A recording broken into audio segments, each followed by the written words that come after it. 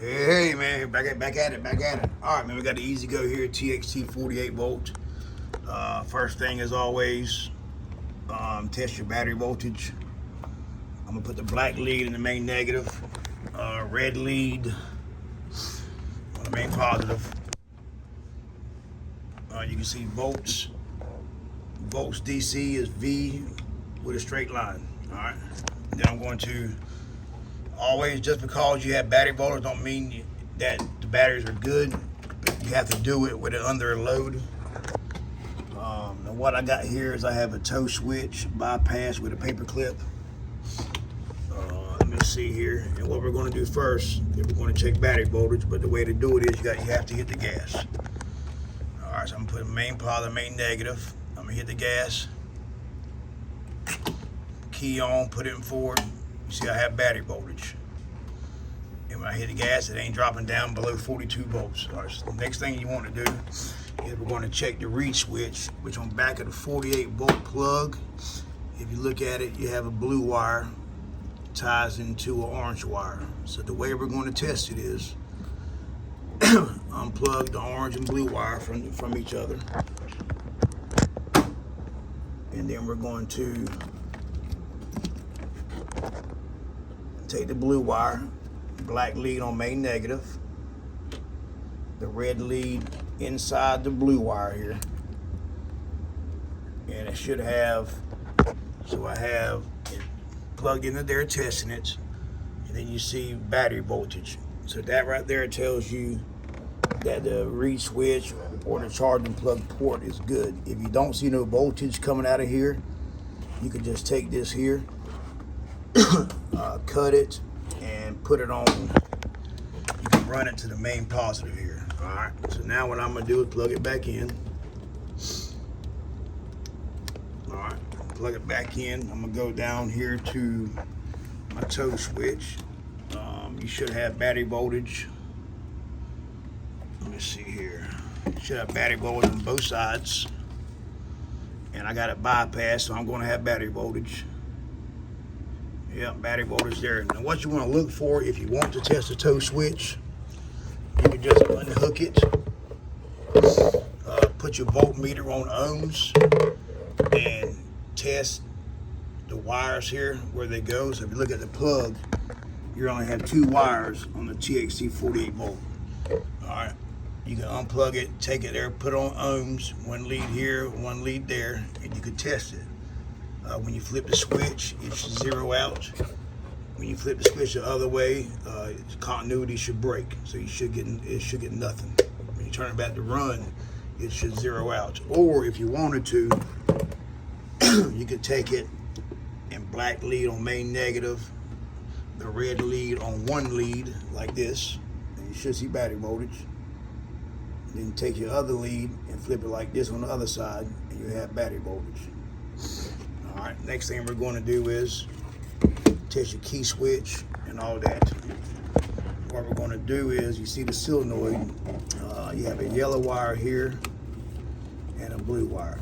Ignore this wire here. This is just something we use to power up our converter. That way when you turn the key on, it powers the converter up. That way it doesn't stay engaged the whole time. And also, man, so I'll tell that another story. Here we go. But right now we're going to test the key switch and the reed switch really in one time. So you can see there, we have battery voltage. And what I'm going to do, I'm going to turn the key off. All right, key's off, it goes to 0. Key on, you have battery voltage. So that way you can eliminate the key switch and the harness going to the key switch. If you have no voltage on this wire here, the yellow wire, pull your key switch out, check voltage on the key switch. If you don't have it there and your other stuff is good, like the reed switch and the toe switch, then you know you have a wire going to the key switch is bad. Or it could be a key switch if you have voltage on one side. Now what we're going to do is, my voltmeter, same thing, DC voltage. I'm going to check the micro switch. Let's see, green, my bad. Red is your output to the key, to the micro switch in the floorboard. So you have voltage there. Green is your return from the key switch. So when you hit the gas,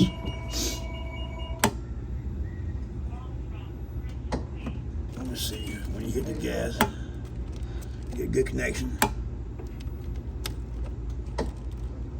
Let's see what's going on here. All right, got voltage there. Let's see what we got now. Make sure I got it again. All right, you have voltage there.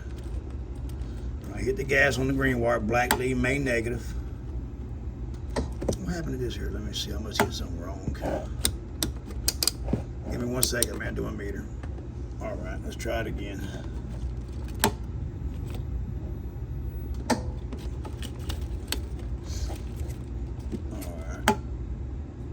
Normally I get a connection right here, so I'm gonna keep trying it until I get a connection, because 99% of the time I do. All right, here we go. Now we have battery voltage. Changing my range down. But you can see the green wire means we have voltage coming back from the pedal switch. Oh, out front? You're right, Jerry.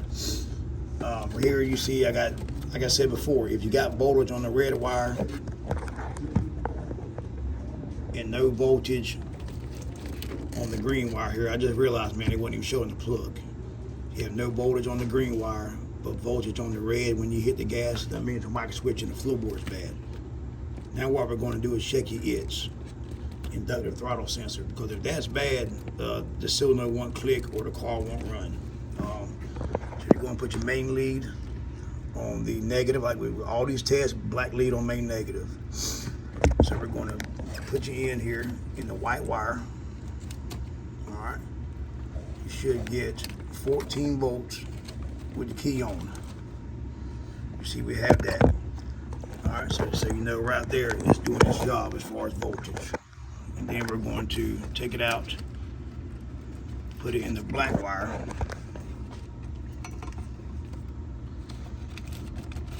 And then we're going to hit the gas at full pedal. I'm not going to floor it, but at full pedal, you should have 2.9 volts.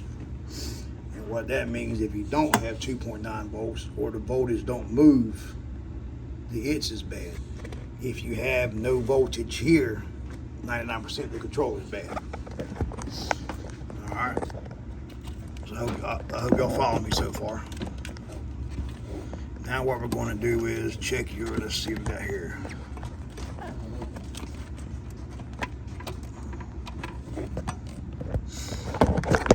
I just got to get to a plug here.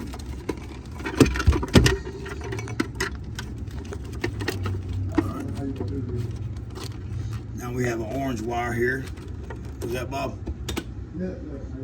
All right, you see here, I got the black lead main negative, red lead on the number 1 pin, orange wire, and when I put it in reverse, forward. So that tells me I have reverse switch. If you have no voltage here and everything else checks good, you know the F and R switch is bad, which is going to be that right there. Now what we're going to do is check the green wire. We'll check the green wire. There's only 75 of them in here. Let me see. For voltage and forward. So we're testing the forward side of the switch. Black lead, main negative. Now we're in forward. Now we're in neutral, in reverse, neutral, back and forward. If you have no voltage in forward, the switch is bad. All right. Now make sure before you just start replacing parts that your voltage is checked at the beginning of the video like it should. So then what we're going to do is check voltage. Let's see. So really got that one. Let's give a turn. So you see on the red wire there, which is red and gray, that is your toe switch wire. This wire right here, the number 1, 2, 3, 4, 5, 6, 7, 8, and the 9, number 9 is the toe switch wire. So you can see there we have voltage. So you know right there the toe switch is good. going to go to the second pin here. If I get in there, let's see.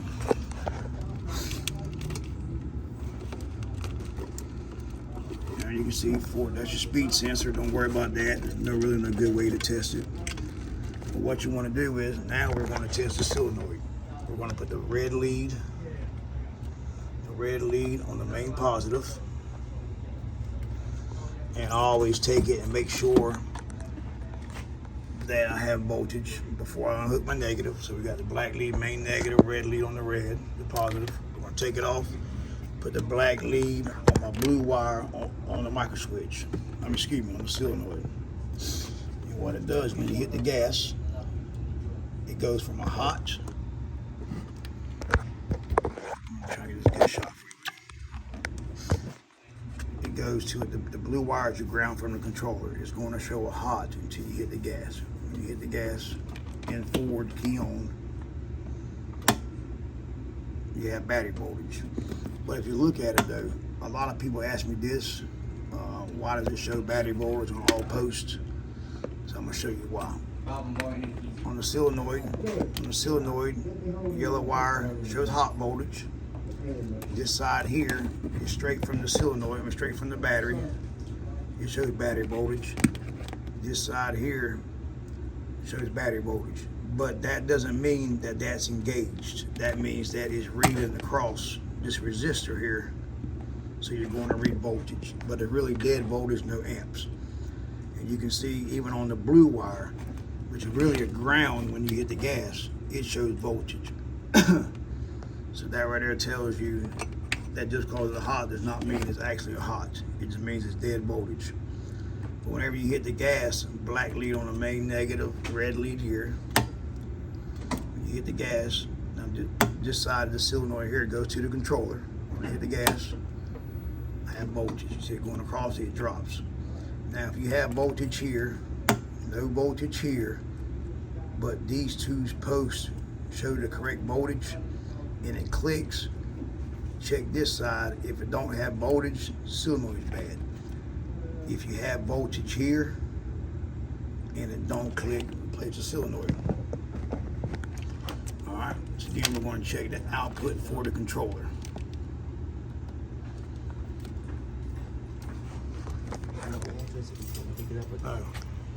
So now we're going to check the output for the controller. You look under here, you got your post. You got the CB negative, which is your battery negative. The middle post is your M negative or A1. And the big post behind it is your main solenoid wire. Let's see, right there. That's your main hot coming in, and then your main hot going out. So really all you want to do is just test the one in the middle, which is A1. That's going to be your output to the motor. Now when you hit the gas, key on and forward, red lead main positive, you can see I have battery voltage and it's going up. If you don't have battery voltage there, but all the other battery voltage is checked, then that means your controller is bad on the output side. All right. If you got any questions, man, feel free to ask. I try to answer all my questions the best I can. If you could, man, hit the like button. If you like the video, like it, man, because likes what shares to other people. I appreciate all my subscribers, all my members, and I appreciate all the people that's buying my merchandise on my store. I never thought I would have almost 6,000 subscribers, but I appreciate it, man. Stay tuned.